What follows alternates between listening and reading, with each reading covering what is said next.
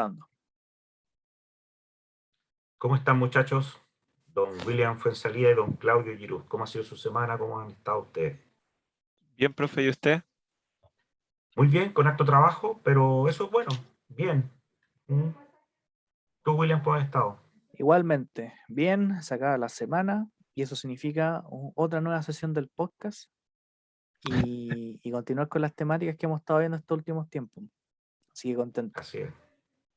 Recuerden que esto es una iniciativa de 3 ciudadanos.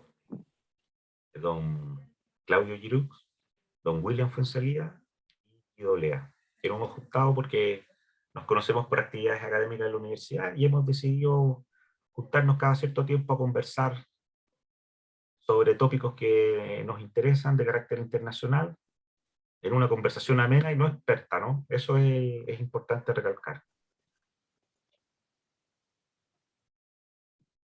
Bueno, la sesión de hoy tiene que ver mucho con los que hemos tratado las últimas semanas. Empezamos viendo Guerra de Vietnam, después pasamos a ver la figura de Mao y ahora seguimos más o menos en la misma línea de contexto. Lo interesante de este periodo de la historia humana es que están ocurriendo distintos procesos, ya sea del ámbito bélico, económico, social, cultural, de manera intercalada. Muchos se van mezclando entre sí, por ejemplo, esta sesión va a ser sobre la guerra de Corea, y mientras ocurre la guerra de Corea, está ocurriendo en este momento la guerra de Indochina, en Vietnam. Y mientras tanto, Mao se está figurando como una figura internacional y va a tener mucha relevancia, sobre todo en este conflicto. Y bueno, igual que la semana pasada, les quiero presentar un tópico y un temario sobre primero ver los antecedentes, ver el resultante del conflicto de la guerra en Corea y bueno, y al final hacer una especie de reflexión sobre si vamos o no hacia una reunificación de la península o queda para largo sobre este proceso histórico. Bueno, partamos con los antecedentes. No sé si nos va a decir algo antes previamente, profesor. Unos datos clave. Claro, Son alrededor de 5 o 6 datos importantes. Más que nada para la audiencia, para ubicarnos un poco en el contexto. ¿Cuándo ocurrió la Guerra de Corea? Desde el 25 de junio de 1950 al 27 de julio de 1953. O sea, fue un conflicto relativamente corto.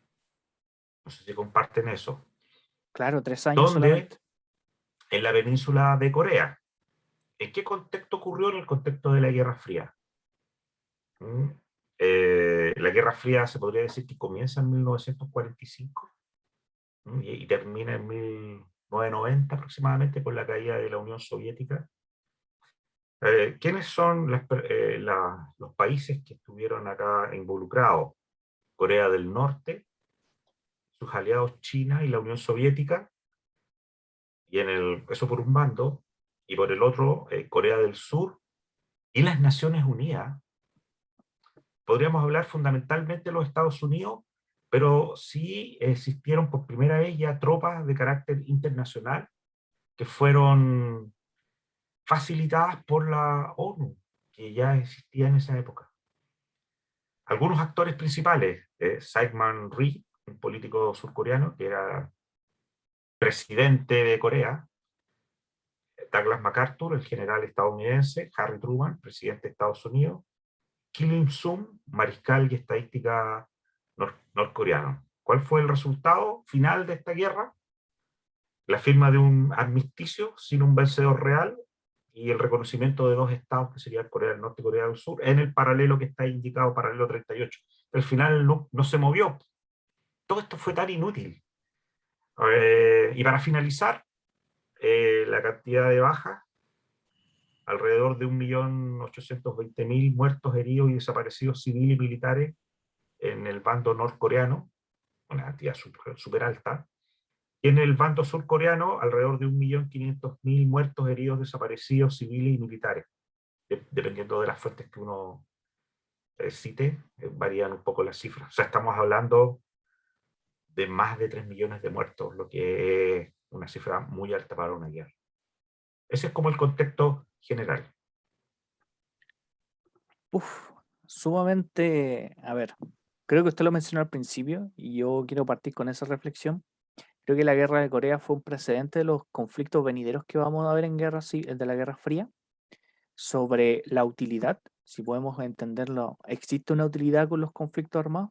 Creo que la guerra de Corea, la guerra de Vietnam y posteriormente la guerra de Afganistán nos enseñan un poco más o menos que estos conflictos que se generan a partir de la base de la odiosidad y que se escalan a través de la odiosidad de las personas, generan no solamente unas derivaciones, por ejemplo, como en el caso de Corea del Norte y Corea del Sur, con hambrunas, problemas económicos, inestabilidad política en el caso de Corea del Sur, un gobierno totalitario en el caso de Corea del Norte, una desconfianza que se fue pasando a través de 3 generaciones.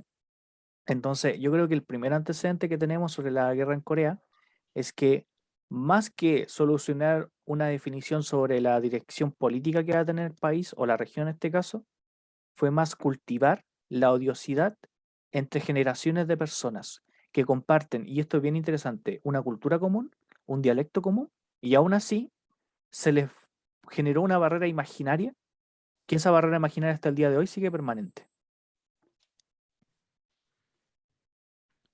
No sé qué piensan ustedes. Claudio, Yo me gustaría colocar como un antecedente que la guerra de Corea y precisamente esta relación que existe hasta la actualidad entre la República Popular de Corea del Norte y Corea del Sur se puede analizar muy bien desde el dilema de la seguridad, desde el dilema de la seguridad, tomándolo desde una perspectiva de la seguridad y conflicto, en el cual se da esta relación en donde claramente como, y bien lo mencionaba William anteriormente, se dan periodos en donde hay procesos de escalada de los conflictos, desescalada de las tensiones, mayores hostilidades, y precisamente esto te habla de una dinámica en el cual el conflicto hasta el día de hoy sigue presente. Quizás podríamos, y tomando un poquito de forma retórica el hecho de la Guerra Fría, es un conflicto que está frío, entre comillas, pero que todavía existe, todavía está presente. Esa es como la aproximación que me gustaría hacer. interesante perspectiva.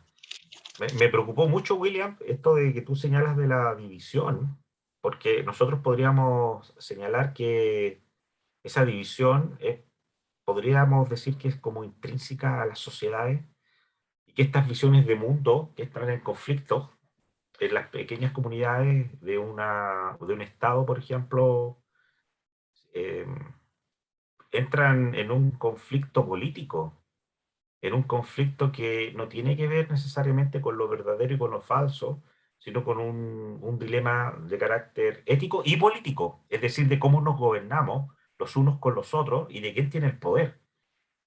Y esto parece que es algo que no tiene mucha solución y que se ve reflejado aquí en Corea, siendo personas de una misma cultura. Entiendo que hablan el mismo idioma, ¿no? Claro, Cómo las ideologías permean la psiquis de estos conjuntos de personas,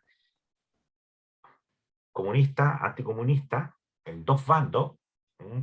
Y me imagino que la visión de mundo del bando comunista, el capitalista es el enemigo, y desde el punto de vista de Corea del Sur o el bando capitalista, entre comillas, el comunista es el enemigo. Entonces nos estamos viendo al otro como un verdadero enemigo que hay que destruir.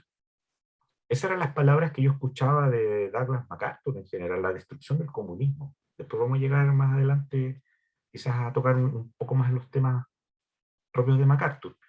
Pero estas visiones de mundo que están en conflicto, y me acordaba mucho de las palabras de Claudio en las sesiones anteriores, indican que, y me gustaría recalcarlo, me gustó mucho lo que dijo Claudio la otra vez, cuidar, yo diría cuidar de manera esencial y con prioridad la democracia, porque la democracia, con todas las imperfecciones que tiene, e incluso cuestionando si lo que nosotros vivimos, incluso en Chile, es democracia o no, o si es una democracia con apellido.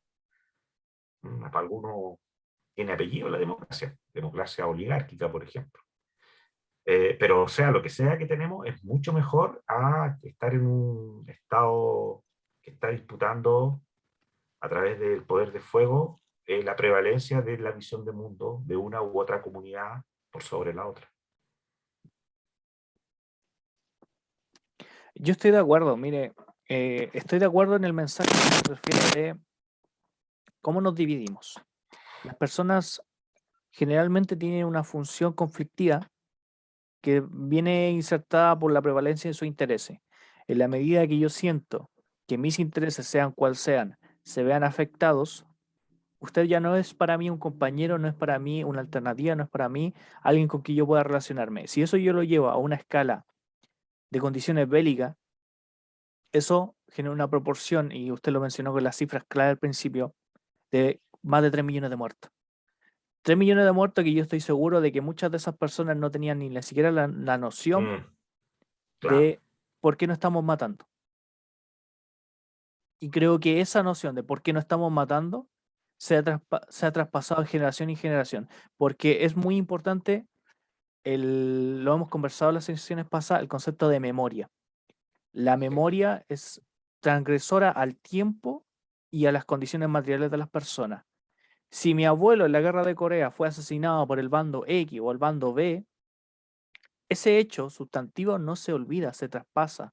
Y al traspasarse, se genera una interpretación, perdón, que va desde lo sustantivo del hecho empírico de la realidad a un discurso mítico.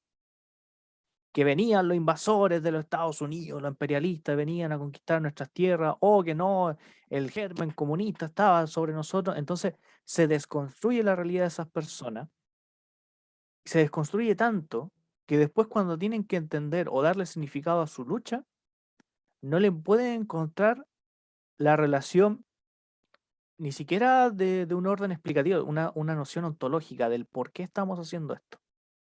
Y se pierde ese mensaje.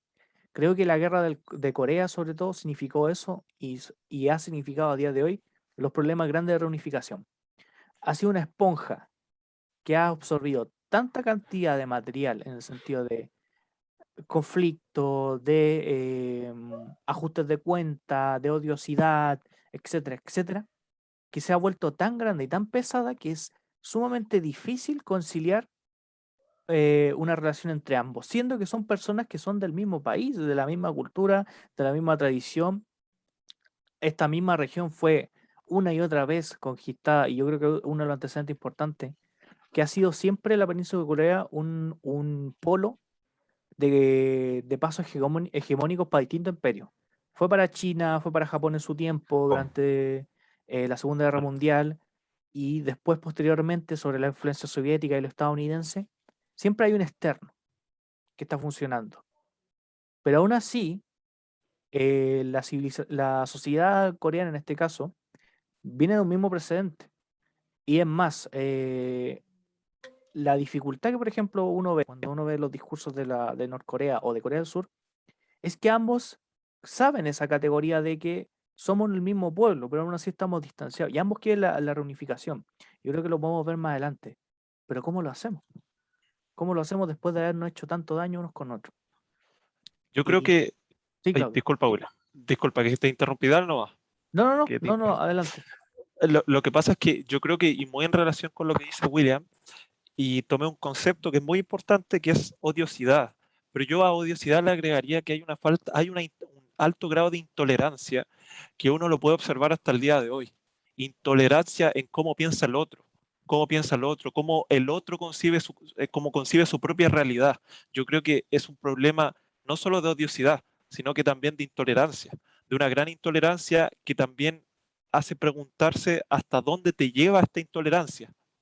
Por ejemplo, si lo tomamos para el caso de la guerra de Corea, ¿por qué ambos bandos, por ejemplo, estamos hablando del contexto de la Guerra Fría completamente distinto? Es súper fácil plantearlo así, pero ¿por qué no estos ambos polos, la Unión Soviética y los Estados Unidos, no trataron de complementar las visiones de mundo para de alguna manera que fomentaran el progreso de los humanos, por ejemplo, la especie humana, por decirlo de alguna manera, el progreso del hombre? ¿Por qué tuvieron que enfrentarse? Y es precisamente, va de la mano con lo que dice Willem, que hay un conflicto de intereses, un conflicto de intereses de quienes gobiernan y también los que son gobernados, pero también se va permeando la psiquis de los sujetos. Entonces, vuelvo a lo mismo, hay un alto grado de intolerancia, un alto grado de intolerancia que también está mediado por este conflicto de intereses, pero también uno podría plantearlo con que quizás, y esto ya es altamente debatible, las cosas las resuelven a través de la violencia, y uno podría cuestionarse, ¿el ser humano es violento por naturaleza, por ejemplo? Mm, O nuestra construcción, o lo que nosotros hemos construido como sociedad es violenta. La sociedad nos vuelve violentos a nosotros. Y yo vuelvo precisamente a este concepto de la intolerancia, que la intolerancia y esa odiosidad que también planteaba William, lleva a los seres humanos a utilizar cualquier medio para de alguna manera sobreponerse con su contraparte, y particularmente la violencia. Entonces, ¿somos violentos o lo que hemos construido nos vuelve violentos? Yo creo que esa es como una reflexión que quiero dejar particularmente para este tema. Eso, cierro mi idea. Oye, y ahí entramos en un tema que es más profundo, po. Tenemos que ver cuáles son las categorías de violencia. Mm. Porque estamos hablando de que lo que estamos viendo de manifiesto en esta guerra es la violencia directa entre dos bandos. Pero esa violencia se produjo porque tiene que haber a su vez una violencia estructural, como ya lo hemos señalado anteriormente, y también una violencia cultural, y posiblemente también una violencia simbólica. Es decir, hay estructuras sociales que impiden que haya una sociedad justa. Por otro lado, existen manifestaciones en la forma de hablar, en la forma de enfrentar al otro, en la forma en que se comunican, donde puede haber desprecio, donde puede haber ciertos tópicos de racismo, de clasismo. No conozco ahí los detalles de lo que pudo haber ocurrido acá. Y también con respecto a las cuestiones más simbólicas, ¿no? Quizás el paralelo 38 ahí se transformó en un verdadero símbolo de una frontera que es a su vez una manifestación de una división ideológica mundial entre, entre las ideologías de dos superpotencias, que entiendo ya en este año son superpotencias nucleares, que eso agrega otro factor, porque entiendo que en el año 1949 Stalin pudo explotar la primera bomba atómica en la Unión Soviética. Entonces, desde esa perspectiva, esto se torna bastante más complejo. Entonces, ¿qué elementos hacen que gatille esta violencia directa? ¿Cuáles son los elementos estructurales, culturales y simbólicos que permiten que esto llegue a estos niveles al final de muertes que son, yo creo, innecesarias, miradas desde el punto de vista de hoy día? Pero al parecer en esa época la gente solucionaba sus conflictos, y el caso de China creo que fue evidente, a través del poder de fuego. Sí, fíjate que las grandes revoluciones se han provocado por el poder de fuego, la revolución bolchevique, la revolución de Mao, el propio Chiang Kai-shek no tenía una mesa de diálogo, no era Gandhi, sino que tenía un ejército. Y él después también, recuerdo, si ustedes recuerdan, en Taiwán tampoco fue un gobernante que se caracterice por su democracia. Fue bastante duro. Entonces hay una época en la que el poder de fuego juega un rol central, la Segunda Guerra Mundial. Eso para mí es patente. Eh, También me preocupa mucho aquí porque no sé cómo enfocar el problema en el sentido de los estados-nación. Aquí podríamos decir que Corea del Norte y Corea del Sur eran dos estados, pero también nosotros podríamos plantearlo como que Corea es un gran estado con dos naciones. ¿Son realmente Corea del Sur y Corea del Norte dos naciones dentro de un estado coreano? ¿O ya simplemente son dos países diferentes que no tienen rasgos comunes? Pero a su vez, al principio, William planteaba que sí tienen una cultura común y un idioma común. Entonces, al parecer, no es un conflicto que tiene que ver con estados, ¿no? No, yo defiendo esa No tesis de que no es un Dime. conflicto entre naciones, sino que es un Perdón, entre conflicto naciones, quise decir. Sí. no es un conflicto entre naciones, sino más bien es un conflicto entre estados, porque principalmente, para que empecemos a trabajar con el tema de la guerra de Corea, la península de Corea, desde la década de los años 40, sobre todo en los años de la Segunda Guerra Mundial, estaba ocupado por el Imperio de Japón. Eh, Japón, que ocupó gran parte de la península del sudeste de África, junto con algunos territorios de Oceanía, Se caracterizó por utilizar estos estados satélites o estas colonias como tal, como sistemas extractivos, para poder financiar el aparato bélico que posteriormente debería enfrentarse a los Estados Unidos. El problema de eso es que Japón no puede funcionar como una máquina de guerra 24/7, a diferencia de los Estados Unidos. Eso le generó un déficit a la hora de administrar sus colonias y potencialmente, en la medida que iba perdiendo la guerra, se debió ir retirando de esos espacios. Casi ya al final de la guerra, en 1945, la Unión Soviética invade los territorios que tenía Japón en su parte Claro. anexada y los Estados Unidos hacen lo mismo desde su espacio de control, que en este caso sería el sur. Entonces, para que nos hagamos una idea, la parte norte de Corea en ese momento era un solo país, una sola región colonizada, fue ocupada por el polo soviético y la parte sur por el polo occidental, lo vamos a llamar así. Y lo que se hace... Ahí, William, perdona, ahí lo estás pensando tú, para aclarar el punto, porque me quedé con la duda. En este caso ya estamos pensando en dos estados diferentes, Claro, a de eso una voy. nación, A eso voy. es De una una nación, nación, dos estados, ¿no? dos estados se construyen. El mismo caso de la Alemania oriental y la Alemania federal. Perfecto. Ah, perfecto. Esa es mi hipótesis. Bueno, mi tesis más que nada.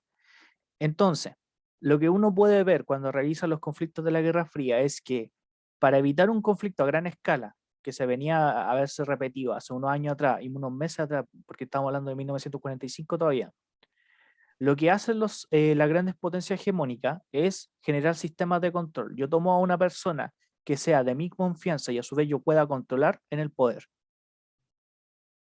Tanto el bando soviético como el bando occidental hacen lo mismo. Ponen a la familia, en el caso de Corea del Norte, de Kim Il-sung. En el caso de Corea del Sur, ponen a... ¿usted sabe el nombre? Sí, Syngman Rhee. que me cuesta Sigmund pronunciar Rhee. los nombres coreanos. Yo no, de hecho, no sé cómo se pronunciará, yo lo leo de literal en Bueno, los que nos español. escuchan nos van a Syngman Rhee. disculpar, pero hacemos Ninguno habla Debe coreano. pronunciar de otra forma. Sí, a lo mejor se pronuncia de otra Y el otro forma. es Kim Il-sung, que es el abuelo del actual Del actual líder de Corea Kim del Norte. Jong-un. líder de Sí, Corea, ¿no es cierto? sí, de De Kim Kim Jong-un. Jong-un. Sí. Sí. Entonces, cerrando este tema, yo defiendo esa tesis de una sola nación enfrentada entre dos estados, porque básicamente Perfecto.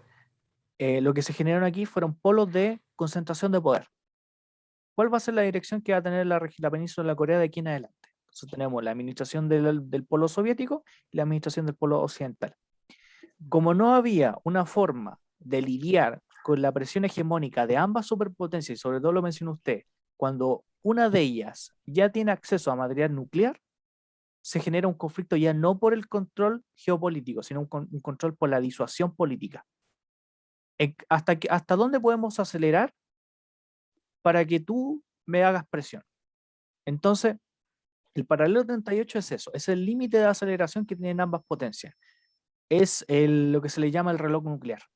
Hasta ese punto podemos llegar antes de que nos matemos unos con otros. Y entonces lo que se va desarrollando en esos siguientes 5 años, previo a la guerra, es ese paz armada. Paz armada en el sentido de que cada zona o polo está potenciando a la otra primero en un discurso, ya sea anticomunista o procomunista, o anticapitalista o procapitalista, para que posteriormente se genere un conflicto a gran escala. Y el conflicto a gran escala surge básicamente del mismo que vimos en el presidente de Vietnam, la idea sustantiva de reunificarnos, porque somos un mismo pueblo, una misma región, una misma cultura.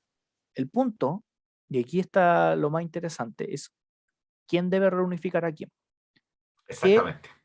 ¿Qué polo hegemónico tiene que estar sobre el otro? Porque no podemos convivir unos con otros, es imposible. De momento, porque estamos en las puertas de la Guerra Fría. Y en las puertas de la Guerra Fría no hay un lugar en el mundo para dos superpotencias que convivan pacíficamente, que hoy en día lo conocemos como el multilateralismo. Eso no existe. Y ahí tenemos la primera parte, que es el primer mapa, Sí, y claro. ya ustedes lo pueden ir revisando, ya les toca a ustedes para no seguir. Cuando ya las fuerzas de Corea del Norte empiezan a bajar, toman Seúl y llegan hasta el área del puerto de Pusan, que es el límite donde pueden alcanzar de su ocupación. Pero ya avanzaste ya en la guerra. O Sí, sea, ya lo que estamos está en en la guerra amarillo ya. en el primer mapa Sí, es la invasión de Corea del Norte hacia Corea del Sur y es todo el territorio que ellos logran ocupar en el año 50, ¿no? claro, Al principio de la guerra. es así. No sé si tiene algún comentario, Claudio. O sea, me parece sumamente interesante cómo se puede primero demostrar cómo fue un poco de forma súper sintética estos momentos de conquista dentro de la guerra de Corea, pero me llama la atención la segunda imagen, en donde aparece el avance de Sur Corea o los aliados de la ONU, por ejemplo, Estados Unidos. hasta llegar de Estados Unidos Y la particularmente, ONU. Mm, y la ONU, particularmente eran como de 10 a 15 países, creo. Creo que estaba Turquía, Bélgica, habían varios países ahí metidos, sí. fueron todos.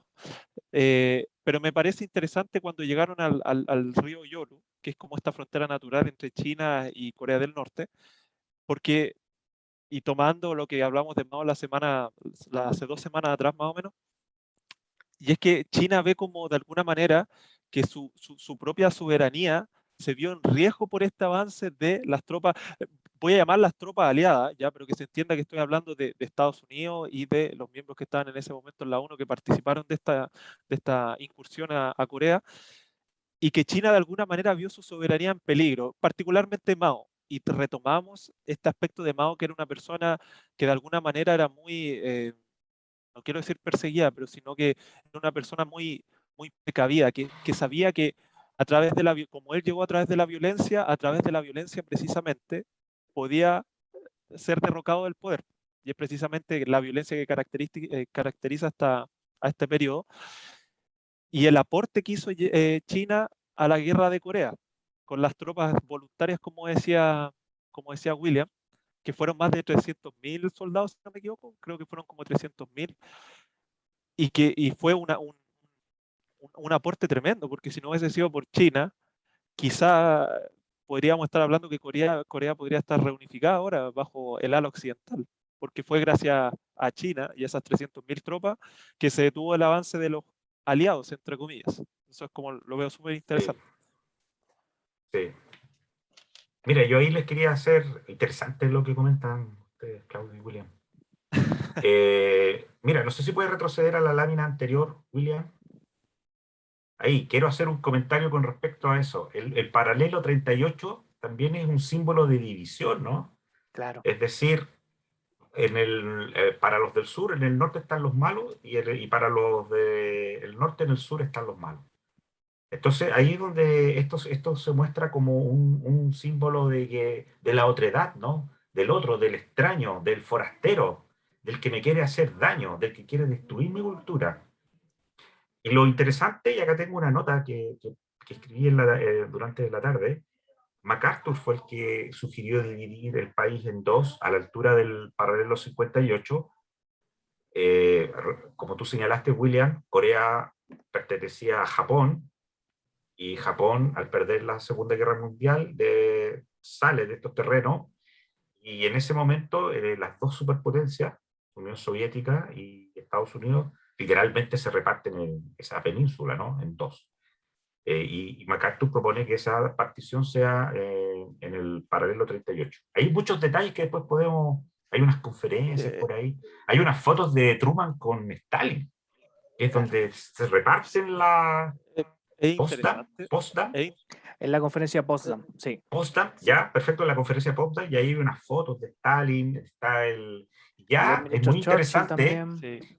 es muy interesante porque, no, Churchill no está ahí, justo iba para allá, Ah, no, que está no en recuerdo Yalta el él, está en nombre, Yalta, no, en sí. esa foto él no está, No, no, pero tiene que razón él. en la foto aparece el primer ministro británico de pie y detrás de Truman y de Stalin. Claro, Es como diciendo, ya los británicos aquí juegan un rol. Aquí usted, y de hecho los británicos también le señalaron, le llaman a Truman en algún momento, el primer ministro, y le indica que no van a sostener más con dinero, por ejemplo, a Grecia. ¿Ya? Y ahí Truman se da cuenta que empieza porque en Grecia también hubo conflictos del mismo tipo, y ahí se da cuenta de que tiene que empezar a tomar las riendas del asunto. Y ahí es donde Estados Unidos empieza sus intervenciones en el mundo de la Guerra Fría. Pero ¿qué es lo que quería comentar con respecto a este paralelo? ¿Ah? Algo que tomé una nota acá. No tiene en cuenta el relieve, la economía, la sociedad. De hecho, hay una pueblo, ciudad, no sé cómo se pronunciará, lo voy a leer literal, Kaesong, que dado este paralelo, se divide en dos, y una parte es soviética y la otra parte es de Estados Unidos. Ahora, en estricto rigor estamos hablando de esos términos simbólicos, ¿no? Pero no sé si me equivoco acá, ¿no? No es que literalmente sean soviéticos norteamericanos, sino que pertenecen a la República Popular de Corea, gobernada por Kim Il-sung, y el sur, ¿no es cierto?, desde el año 48 por Syngman Rhee. Claro. Profe, Porque en el año 48 él accede al poder en unas elecciones democráticas, aunque él tenía bastantes costumbres poco democráticas, ¿no? profe, igual es como sumamente interesante esta división en el paralelo 38 que usted dice, porque si uno hace la comparación, se parece mucho a la división que hicieron las potencias coloniales con el continente africano. ¿Se acuerda que las Sí. grandes potencias coloniales pescaron mapa de África y empezaron a tirar líneas de esta va a ser aquí, y ahí no tuvieron en cuenta las culturas, los relieves, lo que más les Nada. convenía, nada? Entonces es como sumamente parecida como la estrategia de MacArthur cuando dividen en base a un paralelo y no tienen en cuenta la economía y lo que usted plantea. Y hay una ciudad partida en dos. O sea, no sé, pues me imagino, no sé cómo lo habrán hecho en esa época. Si estaba partida en dos, pertenecía a dos estados, ¿no? Y me imagino que en esa ciudad vivían familiares, quizá una familia pudo haber quedado dividida en dos. Como en el caso Mi de, tío que vive al frente ya vive en otro estado. como en el caso de Berlín, después de la Segunda Guerra Mundial, Una cosa así, claro, claro, como una cosa claro, así. una cosa así. William, no sé si puede ahora volver al otro mapa. Volvemos. Ya. Mira, es que ahí es interesante porque en el primer mapa se puede observar, ¿no?, el avance de las tropas norcoreanas en julio del 50, ¿no? Sí, Estoy hablando bien ahí, fue en esa fecha, y que sí, llegan hasta abajo, o sea, prácticamente junio del 50, llegan hasta bien abajo, y lo que está en verde en el primer mapa es solamente el territorio que queda bajo el control de Estados Unidos, claro. o en el fondo de Corea del Sur. Hablamos con ambigüedad porque es como, es en el fondo lo que queda de Corea, ¿no? De Corea del Sur. Yo creo que para Entonces unificar usamos esta criterios, ambigüedad, digamos Corea del Norte y Corea del Sur. Creo que así no ya, entendemos. Se entiende. es más fácil, ya. Entonces eso es lo que queda de Corea del Sur. Sí, porque es que estamos hablando, o hablamos de Corea del Norte y Corea del Sur, o hablamos de Unión Soviética y Estados Unidos, claro. Entonces eso es lo que queda de Corea del Claro, Sur. Ahora, luego del contraataque, porque las tropas de Estados Unidos y de las Naciones Unidas son capaces de repeler estos ataques, ¿ya? Claro. Y entran en esa península que está ahí, que es muy interesante, Incheon, y ahí hay imágenes de MacArthur en un barco, ¿no es cierto?, pues mirando al Su horizonte y cómo pipa son los de ataques, maíz. su ¿no es pipa de cierto? maíz. Con su pipa de Era maíz. grande la pipa. Es que MacArthur en ese Ahí, tiempo, MacArthur no es como el general que se le envía de manera operativa. Usted tiene que hacer, resolver este conflicto, conquistar esta área, resolver el problema. Es una Era un figura que héroe. pasó a la martirización, porque es el hombre que venció la guerra del Pacífico contra Japón. Entonces está visto ya como un héroe de guerra y se le envía a Corea del Sur con la misma perspectiva de llegar y resolver el problema y generar un proceso de reunificación, como fue el caso de Japón, de forma exitosa, una nueva constitución democrática, se restableciendo la economía, etcétera, etcétera, etcétera. El problema es que en Corea del Norte no se, falta el criterio de unión que hablábamos en Vietnam. En Vietnam faltaba ese criterio de unión que generara que los polos distintos de pensamiento de la población civil se congeniaran y se llevaran por una su resolución pacífica, por decirlo de una manera. En Corea no hay eso. En Corea lo que hay es lo que yo decía al principio de la sesión, un concepto de odiosidad que se fue construyendo 5 años previo al desarrollo del conflicto armado. claro. Entonces lo que hace MacArthur y lo que hizo usted es no entrar por Pusan, que es el área que queda ya en control de Corea del Sur, Claro, sino que da la vuelta, llega a y la entra por península de Incheon. Incheon y Bonito. desde ahí ocupa hacia abajo, haciendo una estrategia de pinza Ahí. contra las fuerzas norcoreanas. Oye, Claro, y otro lado, una crítica, William y Claudio, pucha, que es fácil hacer la guerra mirando con los binoculares desde un acorazado, porque no Claro, está dentro de un chompo, está en el acorazado fuera disparando. ¿Ah? claro. Los que están peleando son los de siempre, po. Y se Los lleva el soldados. crédito, ¿Y de dónde vienen los soldados? claro. Y después él es el que se lleva el crédito, las medallas. De hecho, Claro, el presidente Harry Truman después le da una medalla, si no me equivoco, en el 51, por ahí, precisamente por avanzar hacia Corea del Norte. No estoy muy seguro, creo. exactamente. sí, Creo que Truman sí. viaja a la península de Corea, se reúne con MacArthur para ver la situación y es cuando MacArthur le hace la oferta, que es muy El almuerzo. crítica, de las bombas atómicas, la cantidad de bombas atómicas para resolver el Claro. conflicto una vez por Lleguemos. todas. Pero esperemos, no lleguemos ahí todavía, que ese es el corazón de la sandía. Una aproximación, creo que no se reunió en la península de Corea, creo que fue en una isla del Pacífico, como Fue la isla del intermedio, Pacífico, claro, como ya. en una isla Puede intermedia. ser. Pues, más o menos. Oye, acá tengo otro dato, muchachos. Perdone que los interrumpa. Pero de los. Este contragolpe se inició en septiembre del 50, entiendo yo, puedo estar equivocado. Y acá tengo un dato que es interesante. De los 130.000 soldados norcoreanos que participaron en la invasión, el del primer mapa, lo que está en amarillo, solamente sobrevivieron 30.000. Chuta. 100.000 fallecieron en Es que las batallas, fueron muertos. O sea, estamos hablando de una cantidad alta de un dato soldados. curioso que va de la mano con lo que dice el profesor en este momento es que estuve leyendo por ahí un informe que los Estados Unidos, particularmente como tenían una gran hegemonía en cuanto a el área de aviación en la zona, bombardearon, creo que con la misma cantidad, a Corea del Norte que Sí, bombardearon a la Alemania nazi en la Segunda Guerra Mundial. es posible. Aquí se empieza a utilizar napal Entonces, incluso. En la Y gente y sí, el de se napalm, empiezan a usar tanques. el napal. Sí, pero napal también se usó en la Segunda Guerra Mundial, en 3D. Mm.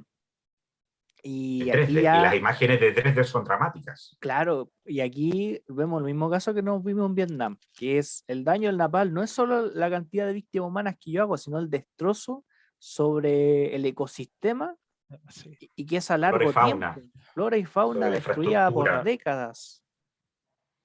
Sí. Mire, lo otro que es interesante, estoy ahí en Incheon, en el segundo mapa, que siguen cruzando las tropas, ¿no es cierto?, de Estados Unidos y las Naciones Unidas hacia el norte. Ahí está el paralelo 38, pero nadie les dijo que debían cruzar el paralelo. Hasta donde yo entiendo, eso fue una decisión de MacArthur, Claro. que fue una de las decisiones que va a propiciar su caída en el futuro, un poquito más adelante. Y Claro. ahí ocurre que se transforma esto de amarillo en verde porque las tropas norteamericanas empiezan a avanzar hasta el norte de Corea, cerca del río Yalu. Pero yo no sé si ustedes han visto las imágenes.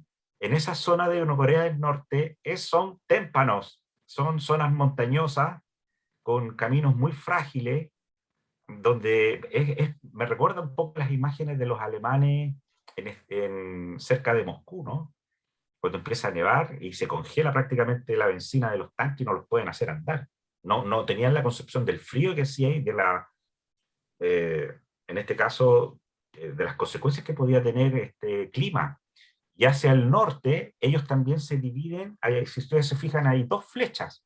Entonces también MacArthur divide las tropas norteamericanas como en dos, se dividen y quedan aisladas y empieza el frío. Yo no sé si han visto las imágenes, muchachos, pero Es solo de ver, verlas da frío. sí, Los es gallos ver congelados, Moscú, Sí, pero caen en es Corea. una cosa sí, terrible. sí.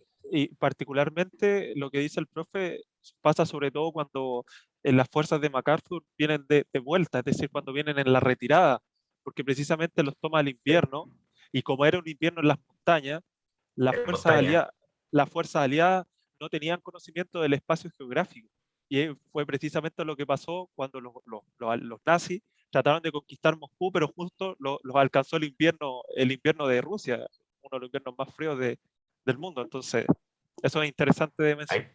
Para complementarte, Claudio, yo tengo entendido que las tropas que enviaron a Corea del Sur eran tropas que venían de Japón. Y Japón, por lo que yo entiendo, tiene un clima más templado. No estaban acostumbrados y no tenían idea a la geografía del terreno que se iban a enfrentar. Claro. No me queda claro si aquí en el norte de Corea, donde estamos en el segundo mapa, en el final de la segunda flecha, ellos sabían que esas eran zonas montañosas de difícil acceso, donde los camiones no iban a transitar de manera sencilla, donde las tropas iban a tener que caminar unas tras otras por senderos, y que arriba los esperaba nieve y frío de niveles rusos. Y más encima empiezan a ver que del otro lado del río empiezan a ver unas sombras que corren, ¿ah? Y unas personas pequeñitas, miles y cientos de personas pequeñitas que corren y que son súper ágiles y que les empiezan a disparar porque viene el ejército de Mao desde el norte. No, Entonces terrible. ahí eso hasta ahí Corre llegó Forrest, Macarthur. no. Corre Forrest, no, ahí, en esa situación. Bueno, yo creo que han visto las imágenes o a una persona que no está viendo, le sugiero que vea esas imágenes porque son impactantes. Y además están mucho mejor filmadas que las de la Segunda Guerra Mundial porque era una época más Sí, moderna. Aquí se hacen presentes los corresponsales de guerra de manera más notoria sí. igual. Sí, Y pero no a niveles de no a guerra los Vietnam, niveles no, de para nada, Vietnam. todavía no Eso llegamos a ese no, punto. todavía no llegamos a esa problemática que tratamos en el capítulo 0. Sí. Y bueno, lo interesante es cómo lo que mencionaba usted del invierno se le juega en contra, pero también se le juega en contra lo que mencionaba también de los chinos, porque Claudio lo mencionaba antes, la China Aparecen de ahí. la China de Mao ve una ventana de oportunidad porque sabe, si pierde Corea del Norte, el que sigue soy yo, tarde o temprano. Entonces genera este concepto y de por medio está Stalin financiando de manera armamentística, de manera logística también, pero también de manera comunicacional, y eso me pareció muy interesante, que es que empieza a la comunidad internacional, sobre todo el área de Naciones Unidas, a hablar sobre la ocupación estadounidense sobre una potencia que promueve el conflicto, de que no deja que resolver los problemas coreanos por sí mismo, del intervencionismo. Es toda una política comunicacional y de carácter diplomática para ennegrecer frente al resto de integrantes del sistema internacional el actual por parte de los Estados Unidos, que se ve muchas veces lustrado lo que está haciendo en la península de Corea, siendo que Stalin está haciendo lo mismo, solamente que él lo está opacando de manera comunicacional. Eso yo lo encontré muy interesante, la forma como él toma el conflicto de Corea y lo hace como ver una ventana de oportunidad para la Unión Soviética para mostrarse como ellos los proclives a la paz y no Estados Unidos. Exactamente. Y eso nos lleva al tercer mapa ya, que es cuando llegan las fuerzas voluntarias chinas y empiezan a bajar sobre toda Corea y es una retirada increíble que se toman en semanas, bajan No de quiero usar los... palabrotas, pero se me sale, se me sale. Sí, sí, y vuelven a Arrancando, tomar Seúl. Y arrancando. aquí lo más triste es Seúl, porque a Seúl lo pasan conquistando. Claudio tenía el dato, Claudio, ¿cuántas veces fueron? 4, 4, 4 veces por lo que yo tenía. reconquistada en 3 años. Claro. Y yo me imagino la población civil que está ahí, yo no sé cómo habrá sido su día a día, de primero ver la bandera surcoreana, al otro día ver la bandera norcoreana, al otro día volver a ver la bandera surcoreana. Y así nos llevamos. Y lo peor son las represalias, que sí o sí se lleva a la población civil sobre un proceso de ocupación. Ojo, y por parte de ambos Violaciones, bandos, obviamente, Sí. ambos bandos. por parte de ambos bandos, Saqueos, violaciones, asesinatos injustificados, etcétera, etcétera.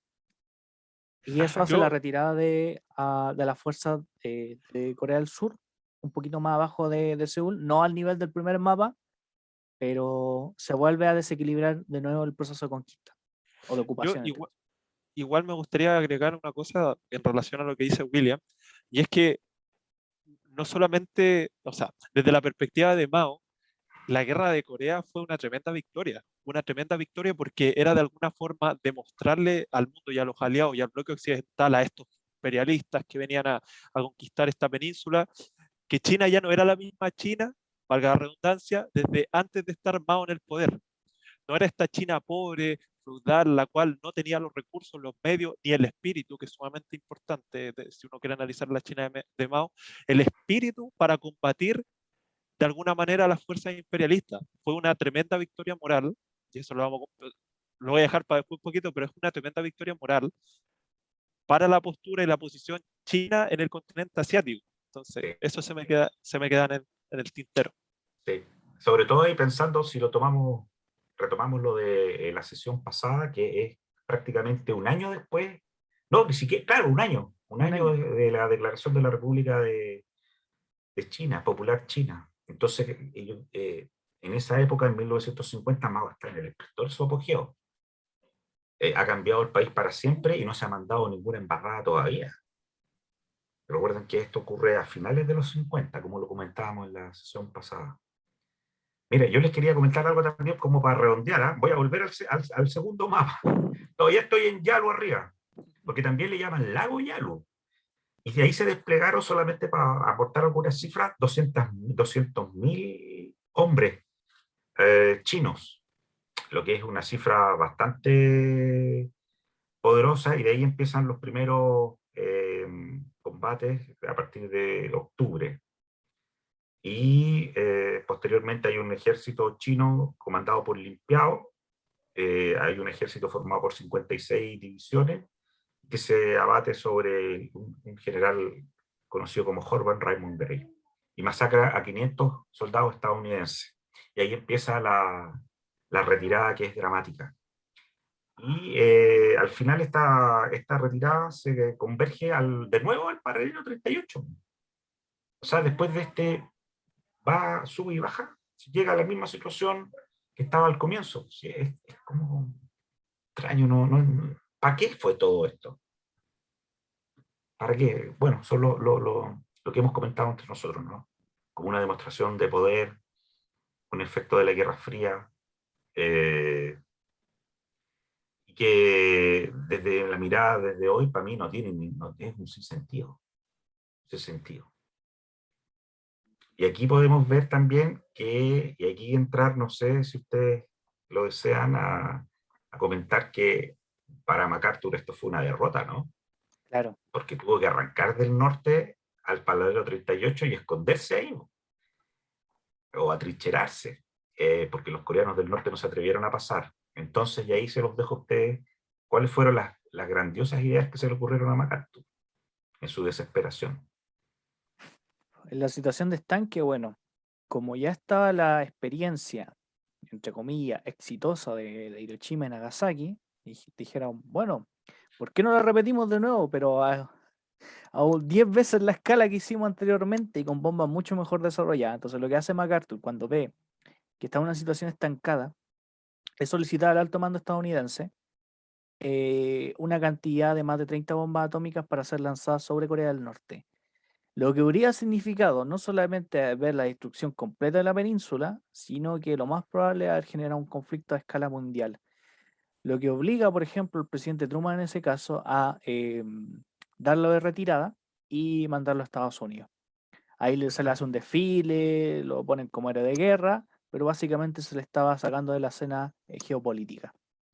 Ojo, y es interesante porque después de que Truman destituye a MacArthur de su posición como comandante de las Fuerzas del Pacífico, la popularidad de Truman empieza a bajar, la popularidad civil empieza a bajar radicalmente, Cuesta abajo en la rodada. Claro, y además se podría decir que fue uno de los antecedentes de por qué después el presidente Eisenhower fue el que ganó las elecciones posteriormente a Truman, porque eran dos ideologías completamente distintas. Truman demócrata y después Eisenhower republicano. Entonces podría ser un claro antecedente porque después los demócratas ya no mantuvieron el poder después.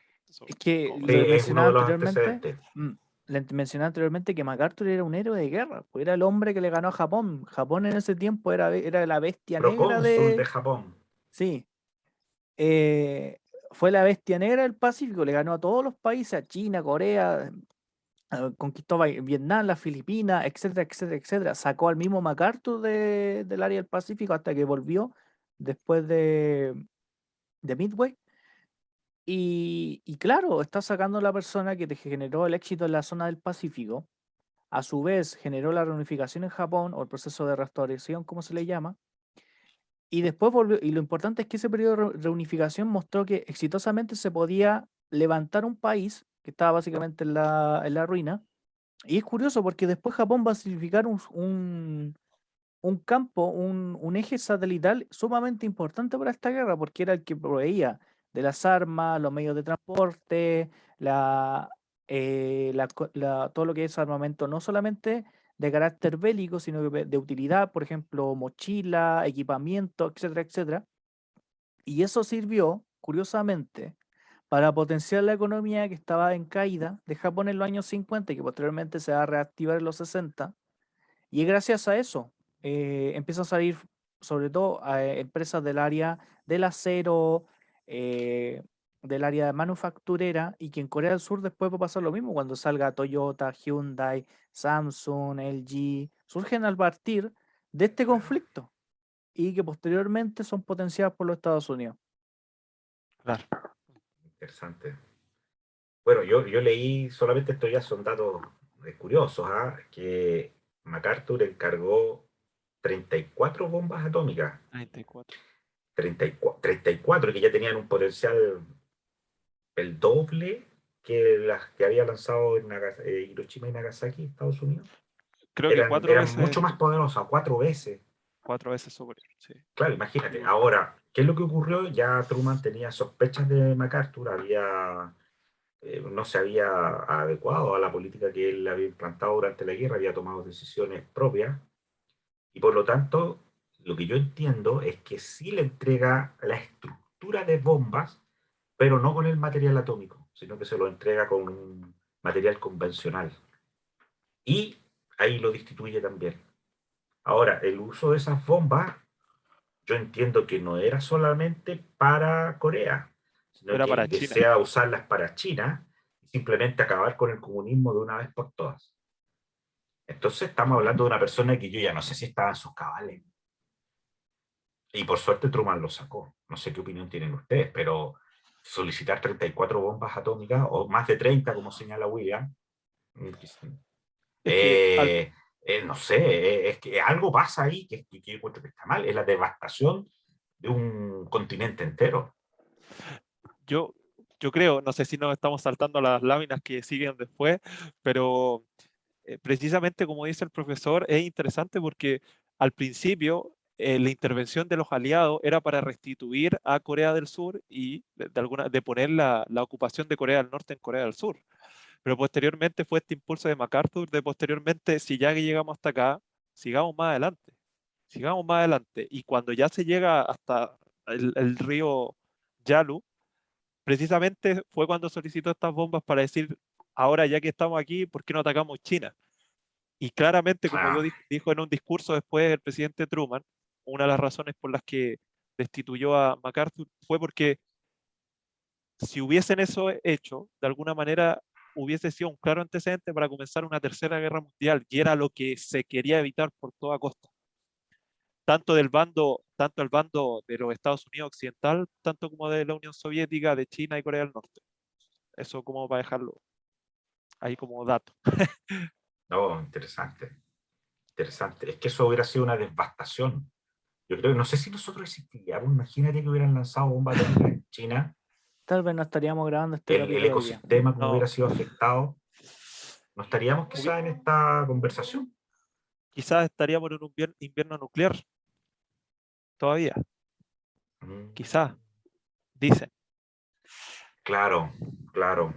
Ahora, yo creo que hubiera habido, pero esto ya es ciencia ficción, no, no. Pero ¿qué hubiera hecho Stalin? Él ya tenía bomba atómica. Hubiera contestado, hubiera mandado unas bombas atómicas a Japón, a Corea también. No sé si tenía la capacidad de tener misiles intercontinentales que llegaran a América. Yo creo que no. Yo creo que no, tampoco, Pero profesor. en Asia hubiera sido una devastación, eh, ¿no? Que yo creo que está más allá de la imaginación. No, y un tema de confianza también, pues si yo sé que el país que estoy apoyando usó bomba atómica otra vez, ¿quién no me dice que el día de mañana las va a usar conmigo porque empecé a pensar un poquito distinto? Y el tema de las confianzas en relaciones internacionales es sumamente vital. Eso permitió posteriormente la fundación de la OTAN, en el caso de la Unión Soviética, el Pacto de Varsovia. eh, Son una generación de redes de confianza a nivel internacional. Entonces, tirar 30 bombas atómicas sobre las regiones de China y Corea del Norte más allá del Desastre resultado ecológico. del desastre ecológico, al desastre humano, es la pérdida total de generar un espacio de diálogo. Naciones Unidas ahí se cae completamente porque la intervención sobre Corea del Sur, sobre la península de Corea en este caso, fue fomentada a través del Consejo de Seguridad de Naciones Unidas como una forma de Sí, lidiar con los conflictos de una forma alternativa.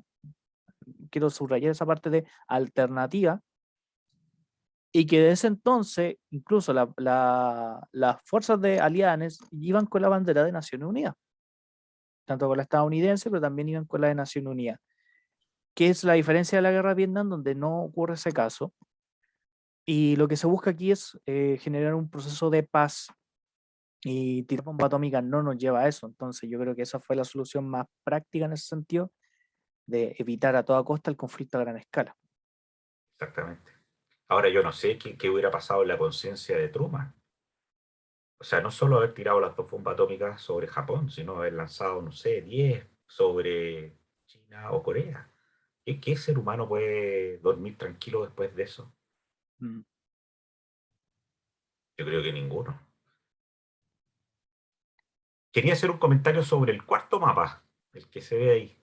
El último Ahí que nos donde queda. están las flechas rojas y flechas azules, y todas apuntando al paralelo 38 y con Seúl ya en Corea del Sur, ¿no?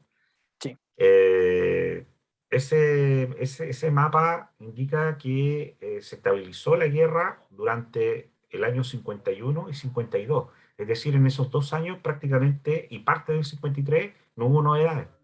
No, quedó estancada. Se Fue como una guerra estancaron, de no sé si trinchera. cavaron trincheras, justamente me quitaste las palabras, justo, ¿qué te iba a decir? Perdón, Trincheras. profe. No, sí está bien, pues, es que es un concepto común. Lo que yo estaba pensando, Claudio, yo iba a decir trincheras, pero al mismo tiempo estaba pensando si eran literalmente trincheras o lo estamos diciendo metafóricamente. No, eran trincheras, de verdad. Cavaron trincheras, Sí. como en la Primera Guerra Mundial. No al nivel de extensión, pero sí. Claro, esa era mi duda, Claudio, si era metafórico o literal, pero yo lo estaba diciendo de sentido metafórico. Y bueno, hasta el año de 1953, cuando el 27 de julio se firma el armisticio. Y ahí se declara como oficialmente terminada la guerra. Entonces hubo en realidad 2 años y medio de Nada. tranquilidad, no sé cómo llamarlo, de tensiones, pero no de acciones militares. Así podríamos entonces concluir que la guerra en realidad fue, las acciones militares más importantes fueron hechas en el segundo semestre de 1950.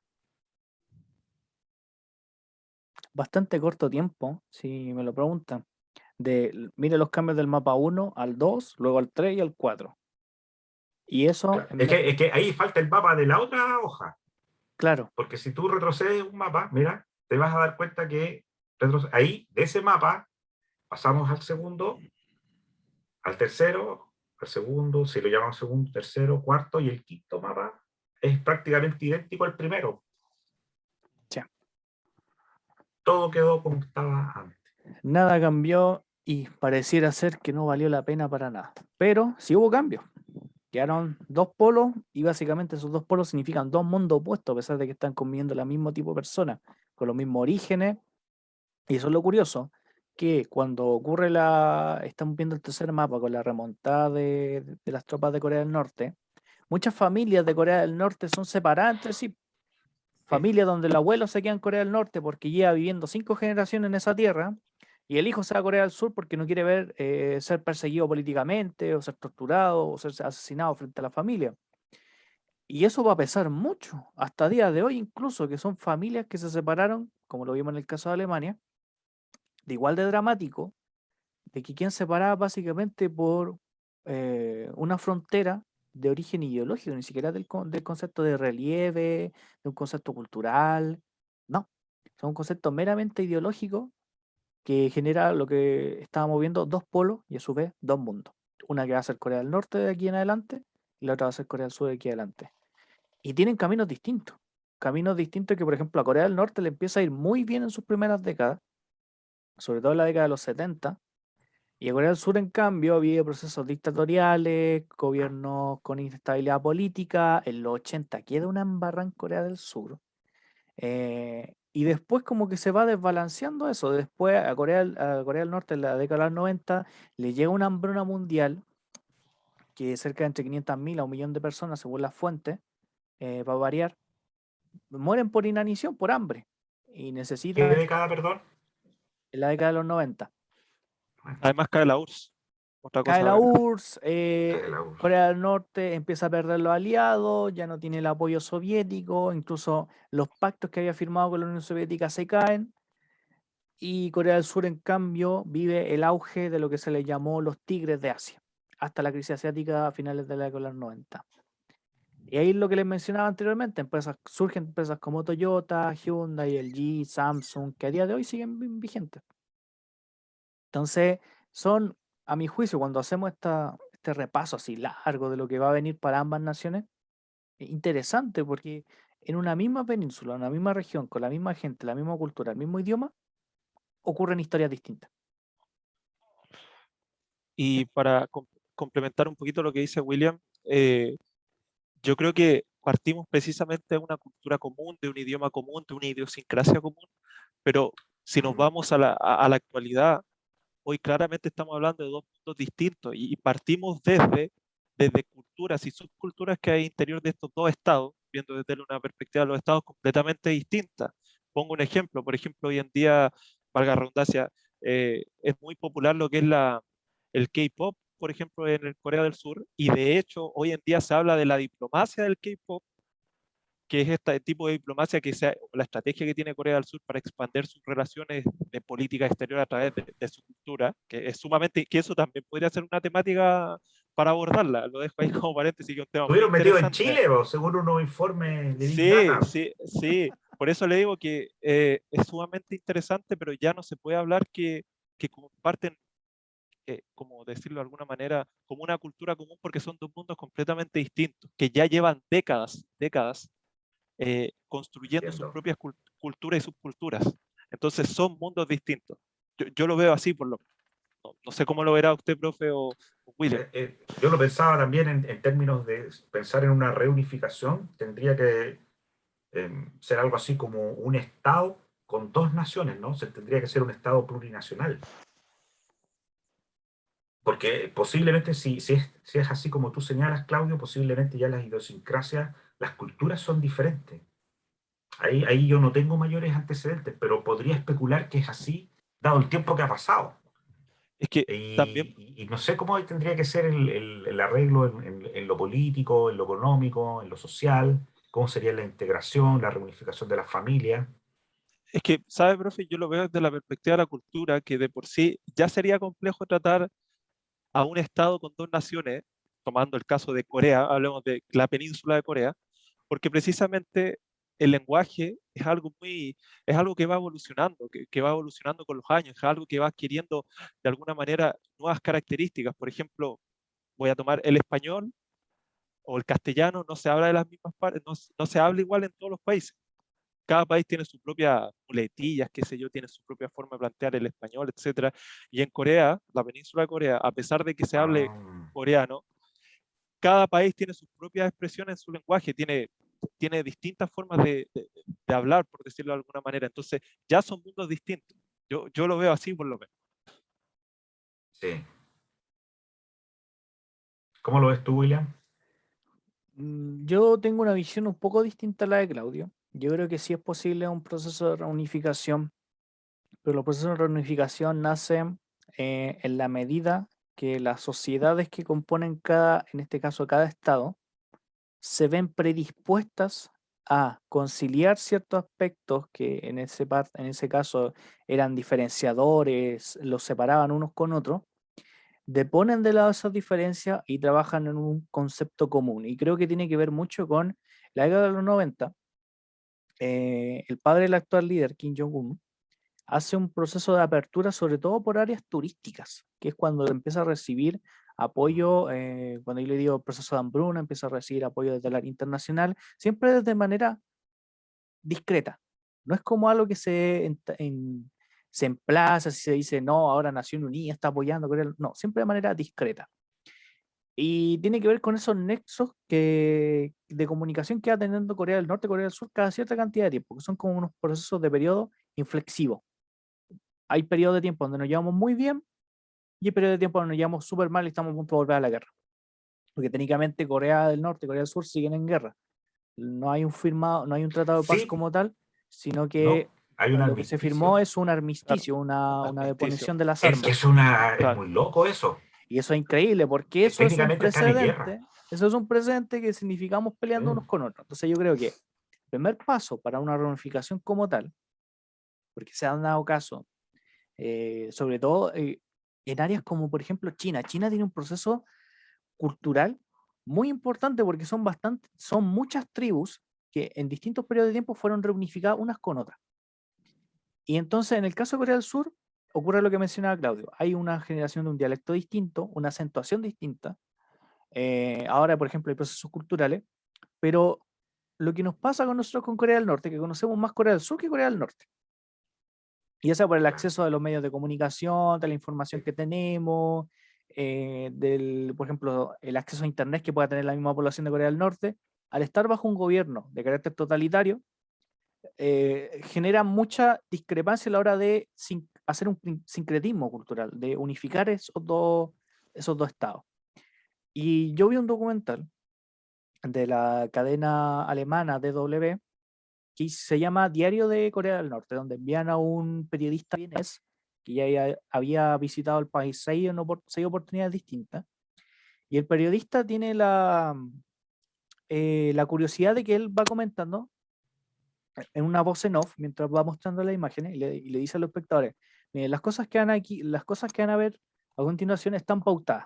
Yo, por ejemplo, y él visita una fábrica, el supervisor de la fábrica, yo ya lo he visto unas 4 veces, me va a volver a decir lo mismo, me va a presentar el mismo personal, me va a mostrar las mismas actividades que realizan las personas, después me van a subir a un taxi, el taxi voy a estar acompañado por 2 personas más, hay ciertas preguntas que yo puedo hacer, ciertas preguntas que no, después me van a ir a un departamento que lo entrega el gobierno, y muestran un poco cómo es esa cultura de Corea del Norte, pero lo interesante de ese documental es que él habla que el Corea del Norte tiene 2 caras.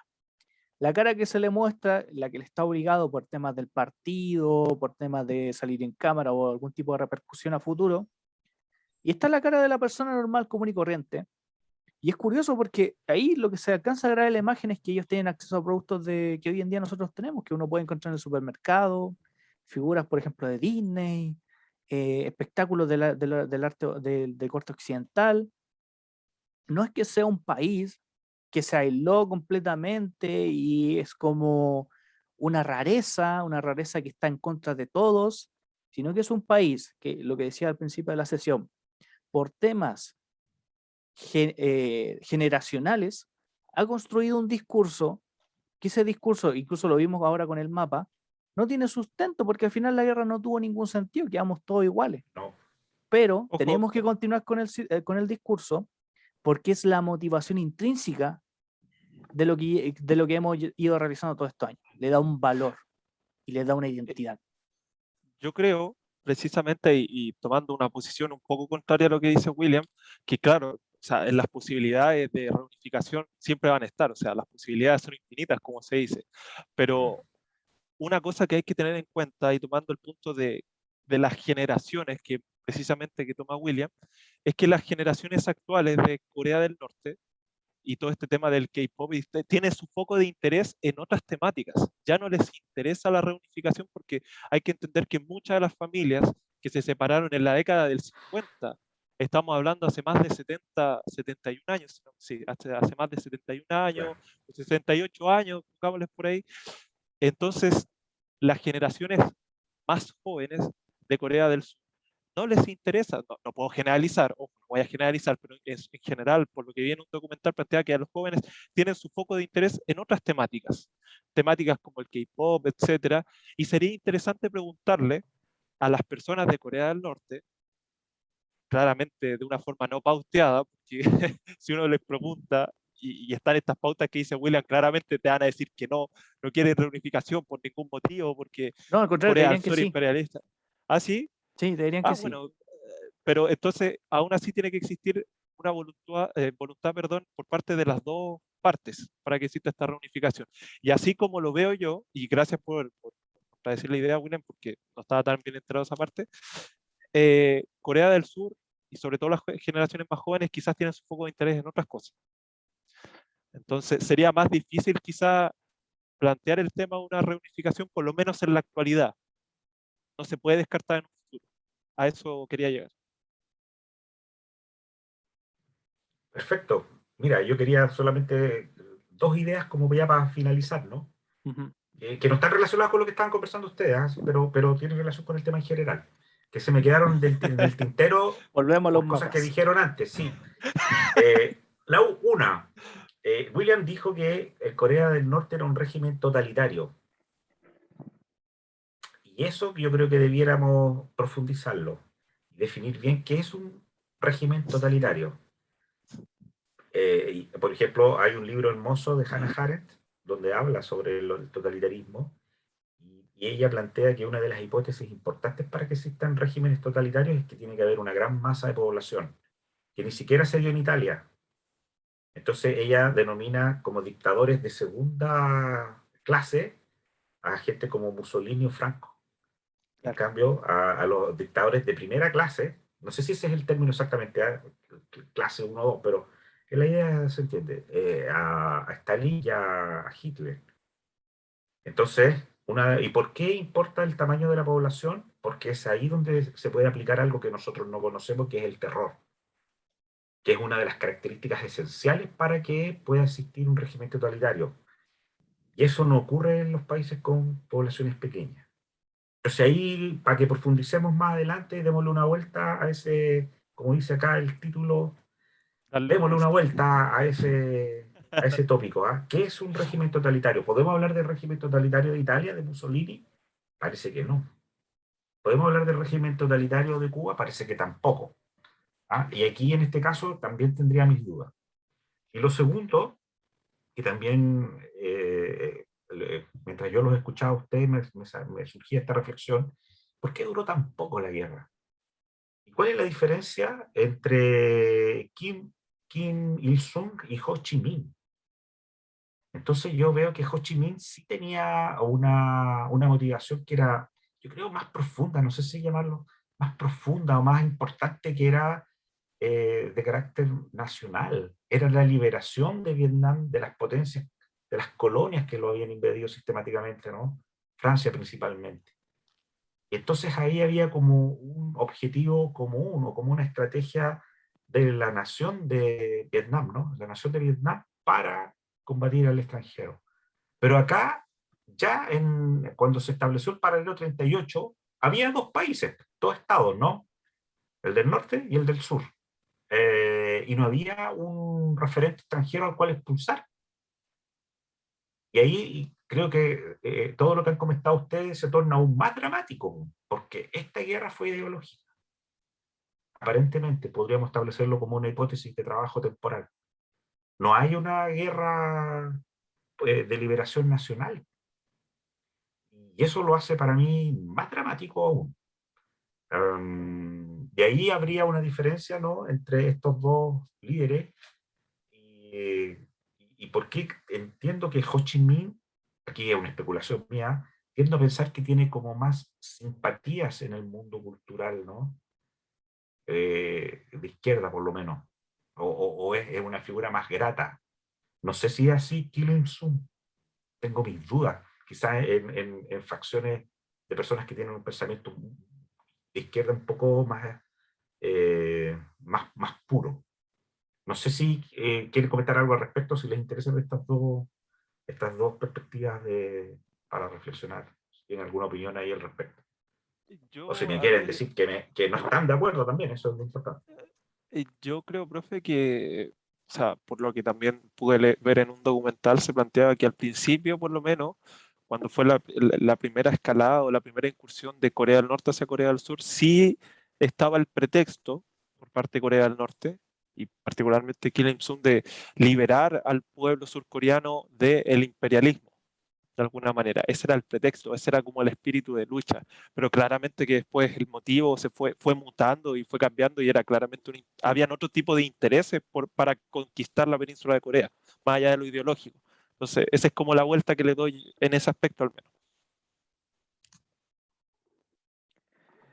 Yo pienso más o menos de lo mismo, que yo creo que la guerra de Vietnam es muy especial la guerra de Vietnam porque es un conflicto que se mezcla con la guerra de Indochina, que Sí. tiene a dos referentes y siempre la figura de la potencia extranjera, de enfrentarnos al otro. Ahí sí está la figura del otro, pero enmarcada de un foráneo, de un extranjero como tal. En el caso de Corea del Norte, Corea del Sur, son peleas entre familias, lo acabamos de ver. eh, Familias que no necesariamente están conectadas de manera consanguínea, pero sí tienen algún tipo de vinculación familiar. Y yo creo que por eso primero, la escala del conflicto se ve principalmente a que es un conflicto de mucha envergadura en el primer año y después se empieza a estancar. Y la guerra de Vietnam pasa más o menos lo mismo. Cuando pudimos revisarla es que hay un gran avance, por ejemplo, de las tropas de los Estados Unidos, después se vuelven a retirar por el tema del Vietcong, después vuelven a avanzar y es un eh, ir y venir constante. Y sobre el tema de los gobiernos totalitarios, yo creo que es muy importante trabajar los tres tipos de regímenes que uno ve principalmente, que es el régimen democrático, el régimen autoritario y el régimen totalitario. Las diferencias, cuáles son sus características principales. En el caso del gobierno totalitario, yo lo hago mención porque siempre el gobierno totalitario tiene que estar primero la figura del partido único, que tiene un control extensivo sobre la libertad de las personas, ya sea dentro del área pública o del área privada. Segundo, el control sobre los medios de comunicación de manera masiva. Si no me equivoco, en Corea del Norte hay unos 6 medios de comunicación, todos controlados por el Comunista de Corea del Norte. Y tercero es, y yo creo que el factor más importante que lo mencionaba usted, el tema del terror. Que lo que yo hago es un constante monitoreo de lo que yo estoy haciendo de manera pública como privada, y todo lo que yo hago tiene una repercusión. Y esa repercusión puede significar que el día de hoy yo salga al trabajo y el día de mañana yo no vuelva a aparecer nunca más. Exactamente. Creo que esa es la principal figura de los totalitarismos. Callarse. Hay el terror también ahí, para profundizar eso, por eso yo te decía que ojo, quizás Corea del Norte no es totalitario en ese sentido, porque el terror involucra también cambios de población de un sector a otro, que es lo que hizo Stalin al colectivizar la agricultura, posiblemente también entiendo que lo hizo Mao, y también la destrucción y eliminación y genocidio de grandes grupos de personas que permiten incluso reescribir la historia, porque no hay nadie que tenga el registro de la memoria, como ustedes señalan muy bien, para poder señalar que los eventos, los sucesos fueron diferentes a como lo está escribiendo el discurso estatal. Creo que ese dramatismo que ocurre en esos países de grandes dimensiones de población no se da, según Hannah Arendt, y según si es que la entendí bien, en estos países más pequeños, porque no alcanzan a entender y a comprender lo que eso significa. Por ahí es donde va mi única duda, que ese es el elemento o el factor que a mí me impediría llamarlos totalitarios. Y lo otro, William, tampoco entiendo que ningún país o gobierno va a decir quiero voy a tomar el poder porque quiero construir un gobierno totalitario. No sé No, si claro que no. alguien dijo, ¿cuál es su programa de gobierno? Quiero construir un gobierno totalitario. Creo que eso no es así, pues eso se da en la práctica. Claro. Se da en la práctica y se usan las ideologías como un sostén, ¿no es cierto? Y Como un medio. que como un medio y que esto tiene ciertas consecuencias y ciertas características, de las cuales el terror es, creo yo, la que falta. Pero esto es una hipótesis, ¿no? Ya, muchachos, creo que quedamos hasta acá, ¿les parece? Estaríamos llegando hasta aquí. No, Los felicito, gracias por... la sintonía. y gracias por la sintonía, gracias por Gracias. gracias por el entusiasmo. Por Se pasaron, realmente se pasaron. Y nos estamos viendo 2 semanas más, ¿no? 2 semanas más. A ver para hablar del presidente Harry Truman. Harry Truman Harry sigue. Truman va a ser el nuestro siguiente gran tema. tópico. Excelente. Estén muy bien, que tengan un excelente fin de semana.